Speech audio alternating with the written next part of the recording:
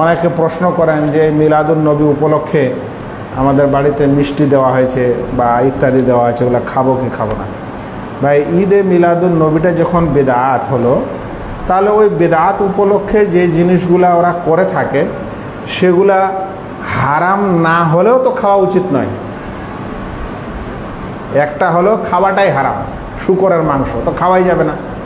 আর একটা হলো খাওয়াকে এমন স্থানে পরিবেশন করেছে যেটা শিরকি কার্যকলাপের সাথে জড়িত।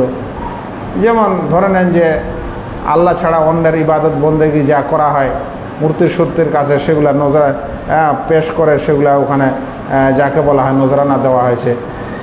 দেওয়ার পর সেখানে পূজা পাঠ মন্ত্র পড়ে টড়ে সেগুলো বিতরণ করা হয়েছে প্রসাদ হিসাবে। আপনি কেন খান না ওটা? কারণ খাওয়াটা হয়তো হালাল, ঠিক আছে, কিন্তু প্রক্রিয়াটা যেভাবে করা হয়েছে সেটাতে সেই খাওয়ার উপর অবশ্যই একটা বিতৃষ্ণা আসবে।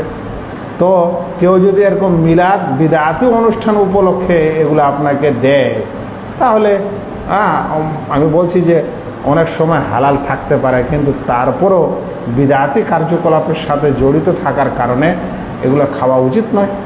আল্লাহ তাআলা কোরআনে বলছেন, ওয়া তাআওয়ানু আলাল বিররি ওয়াত তাকওয়া ওয়ালা তাআওয়ানু আলাল ইসমি ওয়াল উদওয়ান।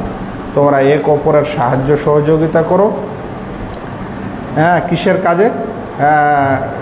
সহযোগিতা। ওয়া তাআওয়ানু আলাল বিররি ওয়াত তাকওয়া, নেকির কাজে এবং পুণ্যের কাজে এক অপরের সহযোগিতা করো, আর গুনাহ ও পাপের কাজে এক অপরের সহযোগিতা করো না।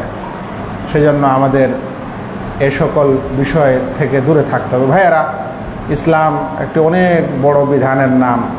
এখানে আপনি যদি ফরজ ইবাদতগুলি পালন করেন, আপনি যদি সুন্নত ও মুস্তাহাব ইবাদতগুলি পালন করেন, হারামগুলি প্রত্যাখ্যান করেন, মাকরুহগুলি প্রত্যাখ্যান করেন, মুবাহগুলিকে ভালো নিয়তে পালন করেন, তাহলে আপনার জীবন সফল কাম। কিন্তু এমন কাজকর্ম করার দরকার নেই যেটা আপনাকে জাহান্নামের দিকে নিয়ে যায়, কিংবা আপনার আমলগুলিকে নষ্ট করে দেয়, কিংবা কম করে হলে পৃথিবীতে আপনার যেটা শ্রম, যেটা কষ্ট, ওই কাজের জন্য যে কষ্ট করেন সেই কষ্টটা বেকার হয়ে যায়। এরকম যেন না হয়। আশা করি বুঝতে পেরেছেন। কারণ